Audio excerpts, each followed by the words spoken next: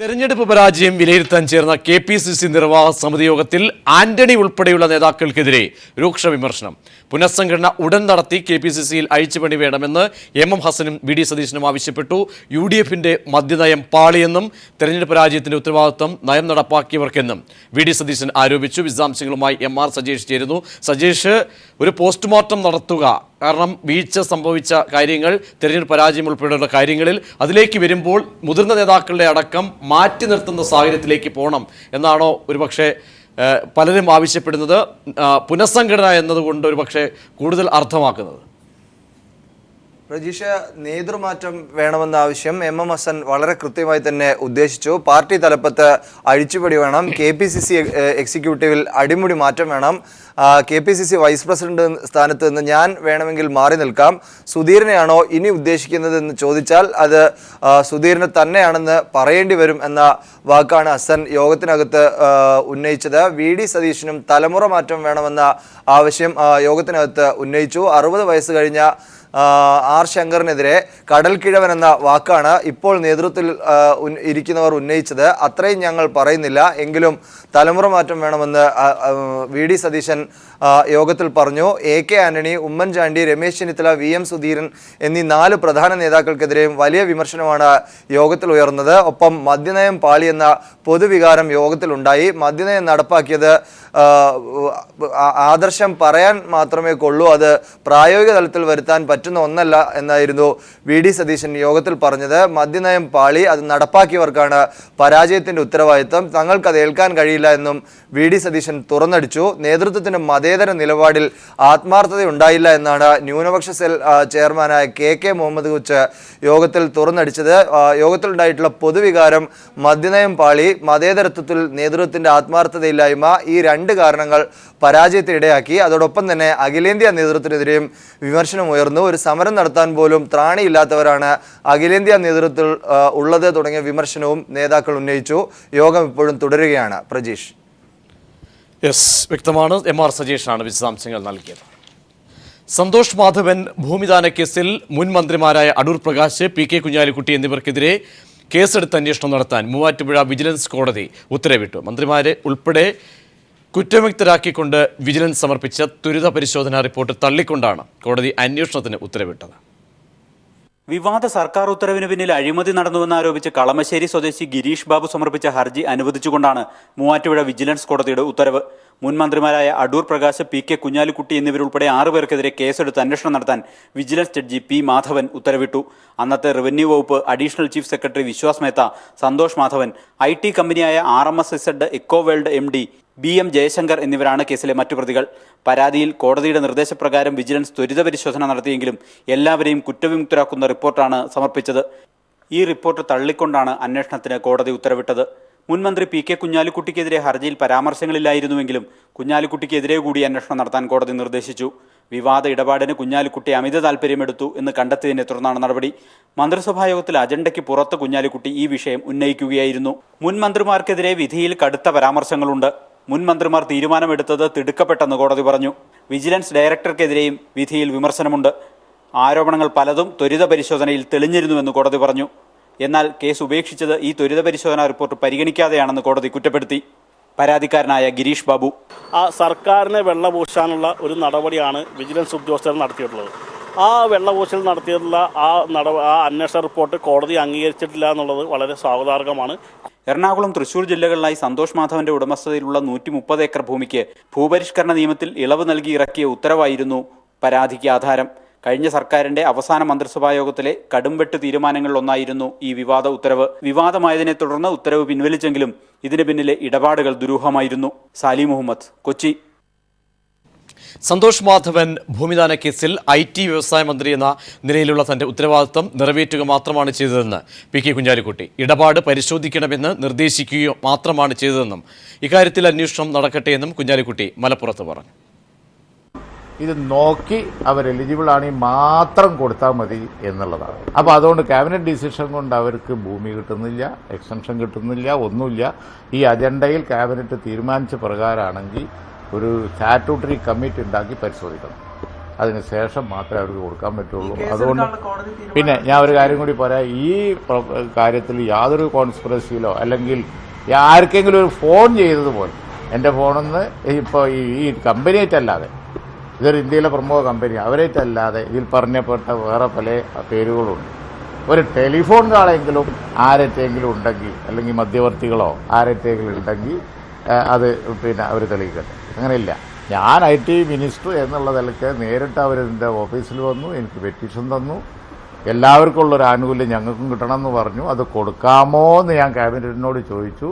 കൊടുക്കുകയാണെങ്കിൽ തന്നെ അതിനൊരു സ്റ്റാറ്റ്യൂട്ടറി കമ്മിറ്റിക്ക് വിടണം എന്നുള്ളത് ഞാൻ തന്നെ റിട്ടേൺ ആയിട്ട് റിട്ടേൺ അജണ്ടയാണ് എൻ്റെത്, വാക്കാലുള്ള അജണ്ടയൊന്നുമല്ല, റിട്ടേൺ അജണ്ടയാണ്. അത് ആണ് ഞാൻ ക്യാബിനറ്റിൽ circulate.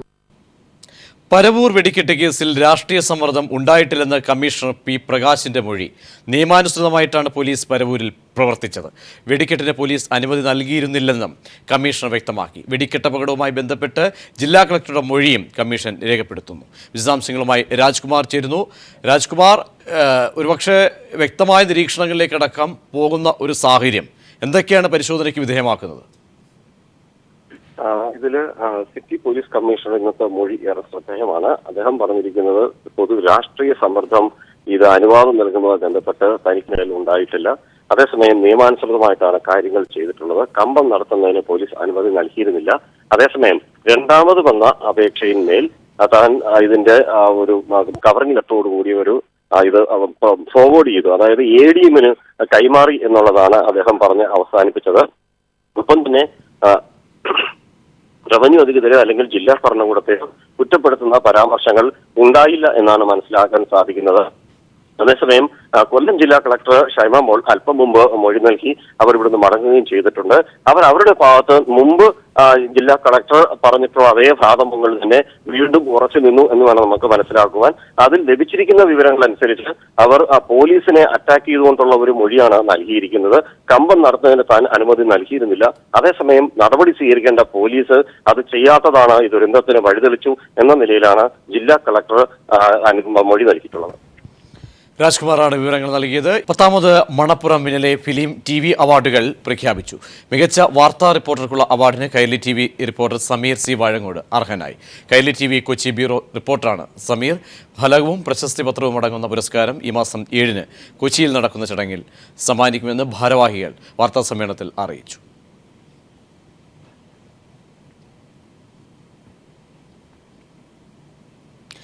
National federation of postal employees 37ാം സംസ്ഥാന സമ്മേളനം ജൂൺ 5, 6, 7 തീയതികളിൽ പത്തനംതിട്ടയിൽ നടക്കും. ജൂൺ 5-ന് രാവിലെ CITU അഖിലേന്ത്യാ പ്രസിഡന്റ് AK പത്മനാഭൻ സമ്മേളനം ഉദ്ഘാടനം ചെയ്യും. NFP സംസ്ഥാന പ്രസിഡന്റ് P. കരുണാകരൻ MP അധ്യക്ഷത വഹിക്കും. വൈകിട്ട് നടക്കുന്ന സാംസ്കാരിക സമ്മേളനം MA ബേബിയും 7-ാം തീയതിയിലെ പൊതുസമ്മേളനം CPIM സംസ്ഥാന സെക്രട്ടറി കോടിയേരി ബാലകൃഷ്ണൻ ഉദ്ഘാടനം ചെയ്യുമെന്ന് ഭാരവാഹികൾ വാർത്താസമ്മേളനത്തിൽ അറിയിച്ചു. പ്രമുഖ ബാങ്ക് ഇതര ധനകാര്യ സ്ഥാപനമായ മണപ്പുറം ഫിനാൻസ് ലിമിറ്റഡിന്റെ പ്രത്യേക അവാർഡുകൾ പ്രഖ്യാപിച്ചു. MD വാസുദേവൻ നായർ ഉൾപ്പെടെ 5 പേർക്കാണ് പുരസ്കാരങ്ങൾ. Doctor Sunitha Narayanan, PN Vasudevan, parliament അംഗം KV Thomas, TK Jose IAS എന്നിവരാണ് അവാർഡിന് അർഹരായ മറ്റുള്ളവർ. മണപ്പുറം ഗ്രൂപ്പ് സ്ഥാപകനായ VC പത്മനാഭന്റെ സ്മരണാർത്ഥം ഏർപ്പെടുത്തിയ അവാർഡുകൾ ജൂൺ 10-ന് തൃശ്ശൂരിൽ നടക്കുന്ന ചടങ്ങിൽ K. ശങ്കരനാരായണൻ സമ്മാനിക്കും.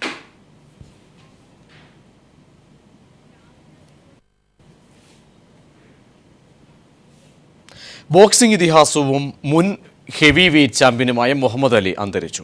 74 വയസ്സായിരുന്നു. പാർക്കിൻസൺ രോഗബാധിതനായിരുന്നു. US-ലെ അരിസോണിലാണ് അന്ത്യം. ശ്വാസകോശ സംബന്ധമായ അസുഖങ്ങളെ തുടർന്ന് ചികിത്സയിലായിരുന്നു. ദീർഘനാളായി പാർക്കിൻസൺസ് രോഗബാധിതനായിരുന്നു അദ്ദേഹത്തെ കഴിഞ്ഞ വ്യാഴാഴ്ചയാണ് ആശുപത്രിയിൽ പ്രവേശിപ്പിച്ചത്. 1981-ലാണ് ബോക്സിംഗ് റിങ്ങിനോട് അദ്ദേഹം വിട പറഞ്ഞത്. ബോക്സിംഗ് ചക്രവർത്തി എന്ന വിശേഷണം ലോകം ചാർത്തിക്കൊടുത്ത ഒരേ ഒരു താരമാണ് മുഹമ്മദ് അലി.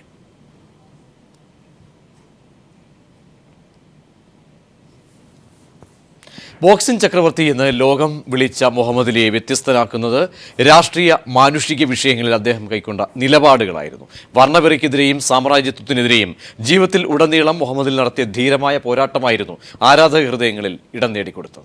ഒരു കായിക താരത്തിൽ നിന്ന് അധിനിവേശ രാഷ്ട്രീയത്തിന്റെ പ്രതിരോധകൻ എന്ന നിലയിലുള്ള വളർച്ചയാണ് മുഹമ്മദ് അലി എന്ന കാഷ്യസ് ക്ലേയെ ലോകം വാഴ്ത്തുന്നവനാക്കിയത്. ബോക്സിംഗ് റിംഗിൽ എതിരാളിയെ ഇടിച്ച ഓരോ ഇടിയും അമേരിക്കൻ അധിനിവേശത്തിന്റെയും വർണ്ണവിവേചനത്തിന്റെയും മുഖത്തേക്കുള്ള ശക്തമായ പഞ്ചാണെന്ന് ലോകത്തെ കാണിച്ചു കൊടുത്തപ്പോഴാണ് മുഹമ്മദ് അലി ഒരു യഥാർത്ഥ താരമായത്. കറുപ്പിൽ നിന്നും മുളച്ചുപൊന്തിയ ഒരു വടവൃക്ഷം തന്നെയായിരുന്നു മുഹമ്മദ് അലി.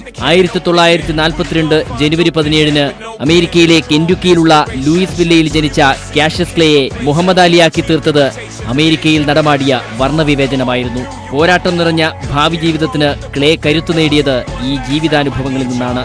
വീടിനടുത്തുള്ള ജിംനേഷ്യത്തിൽ ബോക്സിംഗ് പരിശീലനം കാണാൻ പോയ ക്ലേ യാദൃച്ഛികമായാണ് പരിശീലനം ആരംഭിക്കുന്നത്. പരിശീലനം ആരംഭിച്ച് 6 ആഴ്ച പിന്നിട്ടപ്പോൾ ക്ലേ ബോക്സിംഗ് റിംഗിൽ തന്റെ ആദ്യ ജയം നേടി.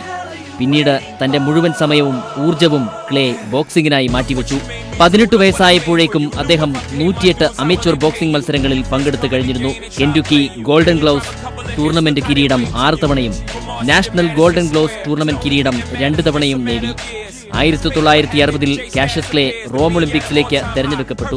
ഒളിമ്പിക്സിൽ എതിരാളികളെ നിലം പരിശാക്കി ക്ലേ അനായാസം ഫൈനലിലെത്തി. 3 തവണ യൂറോപ്യൻ ചാമ്പ്യനും 1956-ലെ ഒളിമ്പിക്സിൽ വെങ്കല മെഡൽ ജേതാവുമായ സിഗ്നു പിയാട്രിഗോസ്കിയായിരുന്നു ഫൈനലിൽ എതിരാളി. എങ്കിലും 3ാമത്തെ റൗണ്ടിൽ തന്നെ ക്ലേ വിജയിച്ചു. വെള്ളക്കാർക്ക് മാത്രമെന്ന് രേഖപ്പെടുത്തിയ റെസ്റ്റോറന്റിൽ മുഹമ്മദ് അലിക്ക് സേവനം നൽകാത്തതിൽ പ്രതിഷേധിച്ച് അദ്ദേഹം ഒളിമ്പിക് ഗോൾഡ് മെഡൽ ഓഹിയോ നദിയിലേക്ക് വലിച്ചെറിഞ്ഞു. മനുഷ്യനെ ഒന്നായി കാണാൻ കഴിയാത്ത ഭരണകൂടത്തോടുള്ള പ്രതികാരമായിരുന്നു അത്. അമേരിക്കയുടെ വിയറ്റ്നാം അധിനിവേശ സേനയിൽ അംഗമാകണമെന്നാവശ്യപ്പെട്ട് അമേരിക്കൻ സർക്കാർ അയച്ച കത്ത് സ്വീകരിക്കാതെ അതിന് വികാരനിർഭരമായ മറുപടിയാണ് അദ്ദേഹം അയച്ചത്. ഇതേ തുടർന്ന് അമേരിക്കൻ സർക്കാർ അദ്ദേഹത്തെ അറസ്റ്റ് ചെയ്തു. $10,000 പിഴയിട്ട് 5 വർഷത്തെ തടവ് ശിക്ഷയ്ക്ക് വിധിച്ചു. പ്രതികാരം തീർക്കാൻ അമേരിക്കൻ സ്പോർട്സ് കൗൺസിലിലെ അദ്ദേഹത്തിന്റെ അംഗത്വം നീക്കം ചെയ്തു. തനിക്കറിയാവുന്ന തൊഴിൽ നഷ്ടമായതോടെ മുഹമ്മദ് അലിക്ക് നിത്യവൃത്തിക്ക് വകയില്ലാതായി. എങ്കിലും പണത്തിനും പ്രശസ്തിക്കും മുൻഗണന നൽകാതെ ആദർശത്തിൽ ഉറച്ചുനിന്ന് കറുത്തവർഗക്കാരായ അമേരിക്കൻ ആഫ്രിക്കൻ വംശജരുടെ മോചനത്തിനു വേണ്ടി ക്ലേ പ്രവർത്തിച്ചുകൊണ്ടേയിരുന്നു. News desk.